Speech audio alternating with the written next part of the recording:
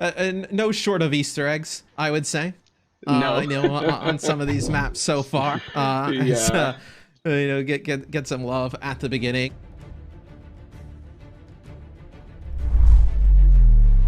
Welcome back, everyone. Alright, here's the deal. It sort of appears that Jeff Kaplan is being scrubbed from Overwatch 2. This has been done without any comment, though, and this has been something that, of course, is a bit controversial for people, and for a few different reasons. People really loved Jeff. I mean, people loved him for his role in World of Warcraft, and then, of course, being game director of Overwatch. He was pretty damn great with the community as far as, Blizzard people go, right? He did a really good job. People really liked him. A lot of cultural moments, like the Yule log thing. People like Jeff. Now, Jeff has been removed from the game, but without any form of explanation. Now, for a lot of people, this is a little bit worrying. They may be thinking to themselves, oh, shit. Has it been found that Jeff did something in the past, and they feel uneasy about that? For some people, it's like, oh, well, you're going too far. Why are you removing Jeff? He didn't do anything wrong. So what we're going to do is run through the situation and try to make sense of it so that we can reach at least some form of reasonable consensus on the issue. So as for what's happening here, right? Jeff Kaplan, the former Overwatch game director, face of the franchise, left Blizzard in the old times of April 2021, which was pretty sad for everyone, right? Because people like Jeff. Now, Overwatch immediately tried to return to normality. Aaron Kellert, took over as game director, and he showed off some content. Now, that content included some references to Jeff Kaplan. These are all in the game's New York map. And I think for a lot of people, it was just nice to see, oh yeah, well, Jeff's gone, we all like Jeff, face of the franchise, here's a few nice little nods, to the man, right? Sort of pay our respects, nice little send-off. Everyone's happy. That's what it looked like back then. However, the Overwatch 2 finals happened, and there was an exhibition match, and that gave us a look at some reworks, and that did take place on the New York map. And then people realized that, oh, Jeff's Pizza Corner is no longer Jeff's. It's just Corner Pizza, not Jeff's Corner Pizza. Right? So, if you're getting your dollar slice, you're not getting it from Papa. And people just kind of thought, oh, okay, well, that's a bit weird. Are they removing Jeff? Did Jeff do something bad? What's going on? We do not know. And it's just the sort of thing, when there is a void of information, people are going to be a bit worried. And then they maybe think about some of the changes to World of Warcraft. They renamed the zone of Macari to Eridath because Jesse McCree was fired for misconduct, and that zone was a reference to his name. And they've done similar things as well. So then when you see it happen to Jeff Kaplan, people start to get a little bit worried. Okay, so what is basically going on here? The base case here is that Blizzard are probably implementing a no references to employees policy in their games moving forward. I think they are probably doing that because they view it as the safe thing to do, because it decreases their risk exposure should anything come to light about any of these people. And I guess the thing with Kaplan as well that maybe is what's got some people a little bit spooked is Jeff Kaplan goes all the way back to people like Alex Afrasabi. That Alex Afrasabi, the one who was really the bad one, probably the most the most named single employee in all of this. I mean, the named employee, of course, in the original lawsuit that kicked this entire thing off. So, in the wake of the allegations, Blizzard pledged to remove problematic content in-game. And that has meant some things in World of Warcraft, also, characters, things that they've considered to be over-sexualized in World of Warcraft. There's been a community discourse about that. Also, characters, bearing the names of, say, like Jesse McCree, things like that. Of course, Jesse McCree is also McCree, Overwatch's cowboy character, because I guess he's just the cowboy for a bit until they find a name for him or something. Right. So, one way you could take this is that Blizzard are just doing a no real-life in-games policy. Right? So, no references to employees, nothing else. And perhaps that also extends to the good references. Like, here's the Jeff Cup, sitting on top of Green Hills of Stranglethorn. Now, if you're a World of Warcraft person like me and Matt, you'll know the Green Hills of Stranglethorn. You friggin' walked around that vale killing dudes, picking up the pages of the Green Hills of Stranglethorn. It was a quest that Jeff implemented, and it's one of those ones. It's like it's kind of cool in what it is, but in a way, it's also one of the worst quests in the game because of how it ended up functioning, and it's something that people overall sort of laughed about. So I guess the question is, will these things end up going away? Will the Green Hills of Stranglethorn be seen as a reference to Jeff Kaplan or a reference to World of Warcraft? Who really knows? But given that it's no longer Jeff's Corner Pizza, I doubt Jeff's, Starbucks cup is going to be here. So there's a few ways that all of this could go. I mean, the most likely one, in my personal view, is that it is just a no references to people thing. I mean, Jeff Kaplan did leave alongside... Oh my god, I've forgotten her name. Julie something. Yes. She was a producer. She was one of the more high up sort of management staff on Overwatch. Jeff and her pretty much left at the same time. And that does make you wonder, is that a situation like with Ben Brode, where Ben Brode left along with a few of his senior staff, and then they went away from the Hearthstone team to form Second Dinner, another games company. So it could be that Jeff did something like that. Now, a lot of what other people have brought up, of course, is Tiggle. So Jeff's screen name for the longest time was Tiggle. Now, Tiggle is, of course, from... and I didn't even know this because I guess... I don't know, I'm 27, Jeff's 48. Maybe Tiggle Biddies was not exactly something that I heard in Northern Ireland, but maybe it is in the States. Tiggle Biddies. Big old titties.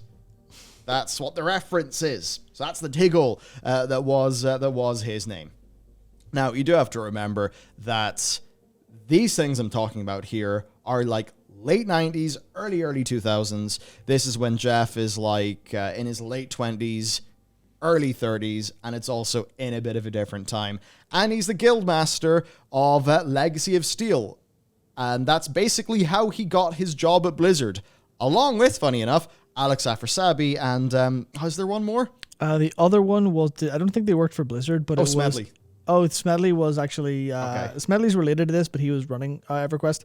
The other one the other kind of World of Warcraft related person that was a big name in EQ, guild leader was Afterthought, was run by Thought, who made Thoughtbot and designed the DKP system.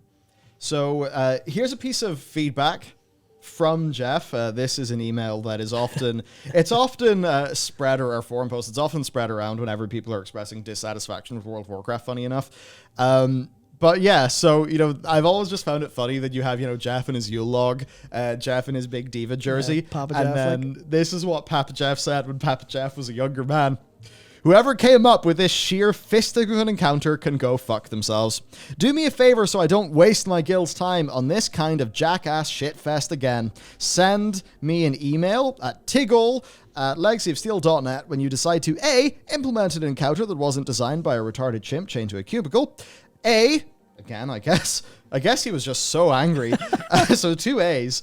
Get a quality assurance department. C, actually beta test the fucking thing. And D, patch it live. And please, for God's sake, do it in the order I laid out for you, which I guess involves point A and point A.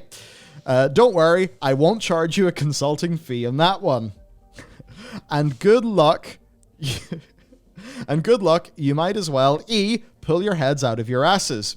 While you're at it, rename the game to Beta Quest since you've used up your allotted false advertising karma on the bizarre and user interface scam of the 0.01.fix the Emperor encounter. Fix Seru, rethink your time sync bullshit, fix all the buggy motherfucking ring encounters. I suggest you let whoever made the Burrow one do this, since that dude apparently laid off the crack the rest of you were smoking. Fix the VT key quest. Fix VT. Just guessing it's fucked up considering your track record. Don't have the resources to fix this stuff? Move the entire Planes of Power team over to fixing Shadows of Lucilin, and do it now! If you don't fix Lucilin, you jackasses will be the only ones playing the Planes of Power! So that is some sheer early days of the internet forum post. And, man later caught in Blizzard as a part of being, a big boy in Guild, or not Guild Wars, in EverQuest. And, man, different standards, different times, I suppose. Yeah. But it's the sort of thing where, I take that in context. I think that it's kind of fucking hilarious, the whole thing. And it is very funny how, let's perhaps polish up some of the language, but can kind of apply to modern World of Warcraft a fair degree of the time because, what do we say about it feeling like a paid beta? Yeah. So it's really funny because, this is the kind of thing where people rallied behind him for this. And this is where, World of Warcraft, spawned an exodus from EverQuest. Yeah. And entirely because of a sentiment like this, where like, okay, we know exactly what's wrong with this bloody game. We can do it better. And then they went and did that.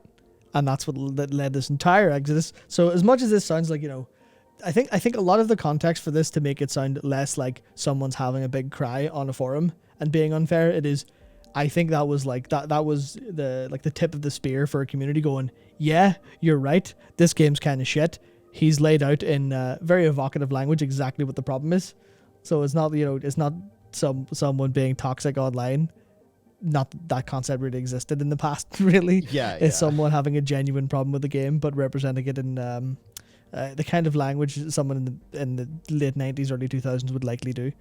Yeah, there could be something that, given that you can possibly draw a line between something that's not exactly appropriate today with what, it's like one of the first things you get if you type, you type in Jeff Kaplan, you get Tiggle, you type in Tiggle, you get Tiggle Biddies, you also get this. And the reason why we bring it up is like, maybe they're doing it with Jeff because of this. Yeah. I think that's a little bit tenuous. A lot of people have brought it up, though. I think it's a little bit tenuous, and it's probably just a company-wide, let's stop putting references to our employees in everything, please. Probably that, but, there is this. Now, we did have our fun, by the way, section, because there was just one or two, funky things we found. So, Alex Afrasabi was a big name in EQ as Fuhrer, the leader of Fire of Heaven. He went in similar rants. Here's a really good one. I cannot believe this. Right now, I'm just so pissed off. I am sitting here in the plane of time, and 3/4 of my guild is just sitting around while a group of 18 is repeatedly trying to beat one of the mini-ring encounters.